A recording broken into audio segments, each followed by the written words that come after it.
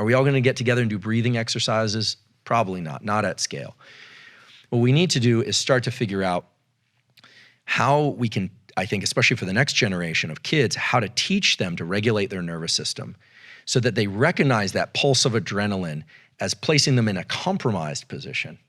Like, we have to leverage the idea that being able to hear and listen hinges on the ability to be calm. So therefore, the ability to be calm is crucial to hearing and listening is crucial to our advancement as individuals and as groups.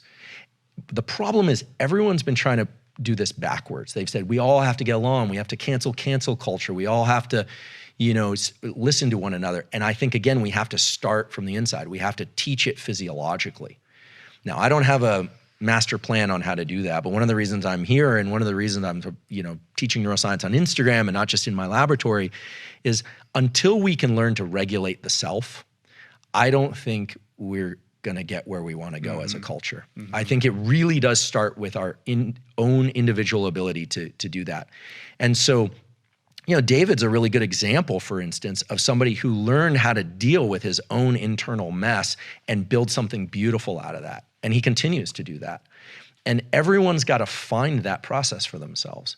And whether or not you have a perfect family or whether or not you consider yourself the most inclusive and accepting person in the world or not, everyone needs to learn how to do that for themselves. And everyone thinks we do it pretty well, but I think it's clear that none of us do it well enough. So autonomic arousal, autonomic control, I think those are the entry points for addiction, for trauma, and for really empathic hearing and listening. And until we do that, I think our species is going to continue to go around this merry-go-round, where every 50 or 100 years we crash right up against the same general set of issues, only now social media has made it slightly more or a lot more complicated.